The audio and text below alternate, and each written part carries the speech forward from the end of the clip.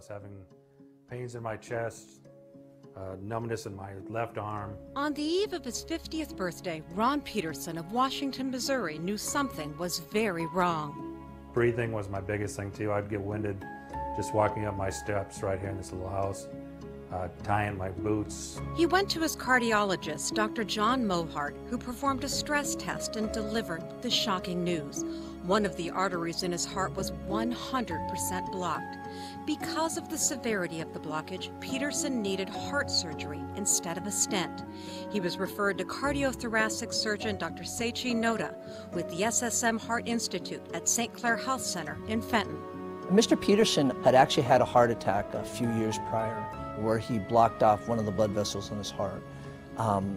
And obviously he survived that heart attack, but he continues to have discomfort in his chest associated with that blocked artery.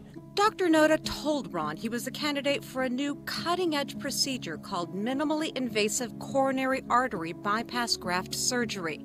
Essentially, open heart surgery without the traditional open part to bypass the blocked artery with a newly grafted vessel. The traditional operation essentially required a cut that started about at the notch where the two collarbones come together and extends all the way down to where the ribs come together at the very bottom. What that does is that disrupts the complete cylinder of the chest cavity, and it takes about 3 months for the sternum to completely heal. The procedure is done through a 3-inch incision between the ribs. So underneath the breast, right here is the operating window. This is the cut that we actually operated through.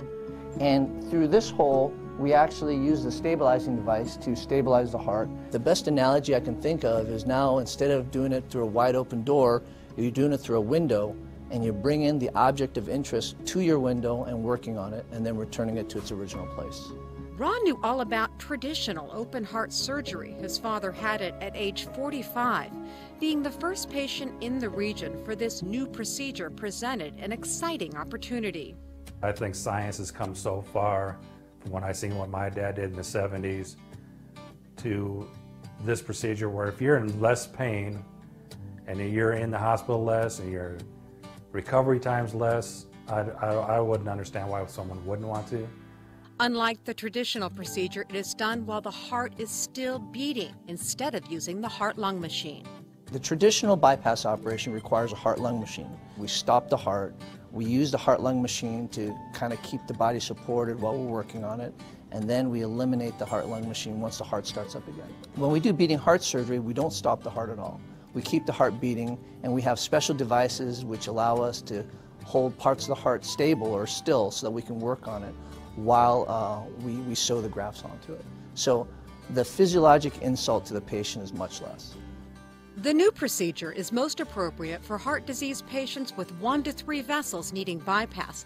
However, because it is less invasive, more patients, including those with advanced age, could qualify.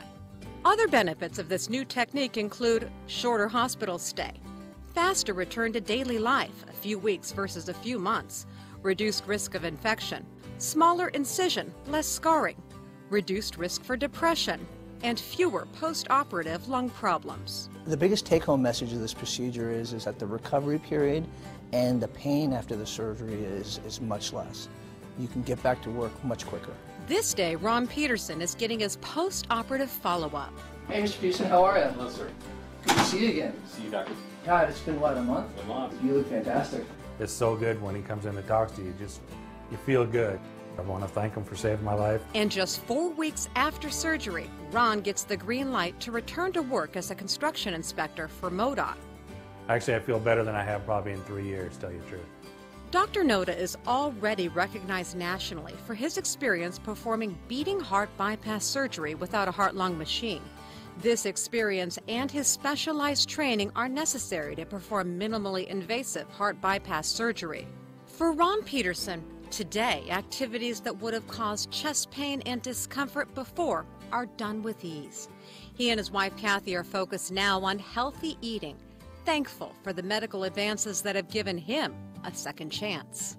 My whole stay at the hospital was 4 days. 2 weeks later, I went on a small vacation after just being operated a month ago and going back to work tomorrow morning. It was just such an unbelievable recovery time. New patients need a referral to the SSM Heart Institute and a cardiothoracic surgeon with this advanced specialty, like Dr. Seichi Noda. We all go into medicine because we want to help people, and if we can come up with new and better ways to help people get back to their lives that much quicker, I think it's very, very satisfying. For a referral to Dr. Seichi Noda.